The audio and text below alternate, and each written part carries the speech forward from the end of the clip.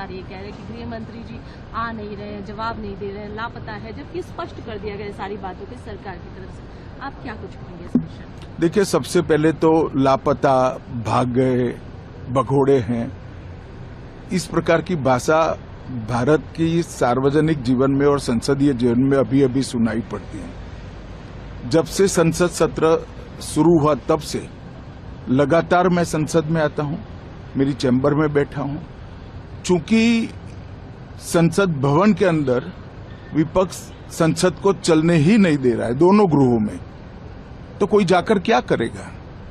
जहां तक चर्चा का सवाल है, सरकार की ओर से किरण रिजिजू जी ने, जो हमारे पार्लियामेंट्री अफेयर्स मिनिस्टर है, उन्होंने बहुत स्पष्ट कर दिया है कि जो नीट आंदोलन के छात्र प्रदर्शन पर सभी प्रकार की चर्चा करने के लिए सरकार तैयार है और चर्चा के लिए समय सुनिश्चित किया जाए और विपक्ष तैयार हो जाए।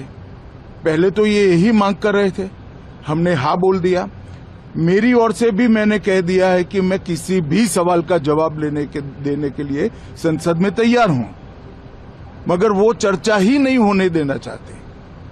अब जनता तय करे कौन भाग रहा है। आज भी मैं कहता हूं, आज 3 बजे तक स्पीकर साहब को वो पत्र दे दे, 3 बजे से लेकर कल 3 बजे तक सभी प्रकार की चर्चा के लिए हम तैयार हैं।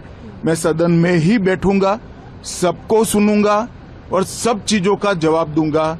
सरकार के पास छुपाने के लिए कुछ नहीं है। वो भी चर्चा करूंगा कि आपने क्यों चर्चा नहीं चाहिए।